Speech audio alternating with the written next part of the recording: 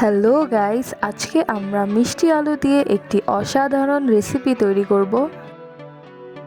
তো এখানে আমি 2 কাপ পরিমাণে আটা নিয়ে নিয়েছি।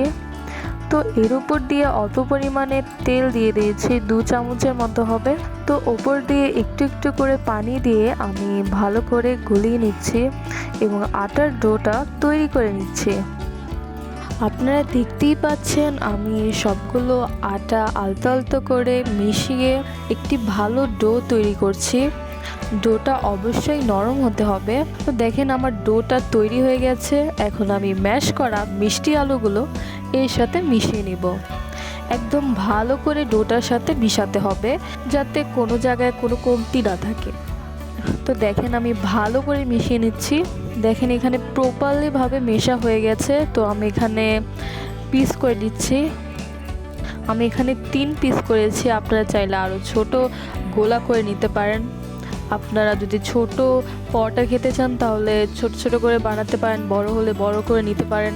তো দেখেন আমি গোল করে নিচ্ছি কারণ আমার পরোটার শেপগুলো আমি গোল দিব।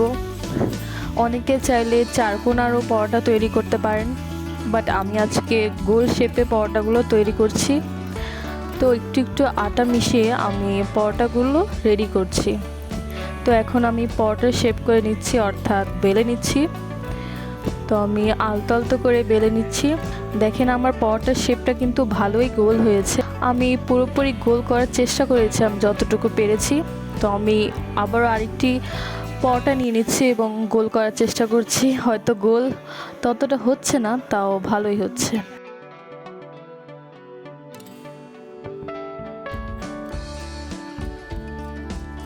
তো আপনারা দেখতেই পাচ্ছেন আমার মিষ্টি আলুর পরোটাগুলো পারফেক্ট শেপ হয়ে গেছে।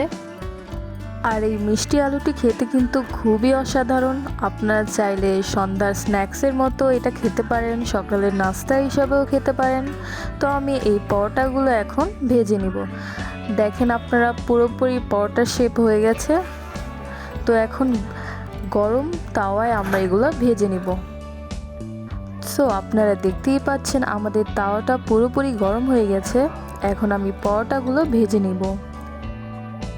আর আজকে কিন্তু আমরা পরোটাগুলো তেলের পরিবর্তে অল্প পরিমাণে ঘিয়ে ভেজে নিব, তাহলে খেতে খুবই স্বাদ হবে। আপনারা চাইলে তেলেও ভেজে নিতে পারেন, কোনো সমস্যা হবে না। তো আপনারা দেখতেই পাচ্ছেন আমাদের পরোটাটি লাল হয়ে গেছে, অর্থাৎ ভাজা প্রপারলি হয়ে গেছে। তো আমাদের মিষ্টি আলুর যে পরোটাটি তা কিন্তু তৈরি হয়ে গেল। তো আশা করছি আপনারাও বাসায় এই পরোটাটি তৈরি করবেন এবং বাসায় সবাই মিলে খাবেন। তো আজকের জন্য এতটুকুই। আল্লাহ হাফেজ।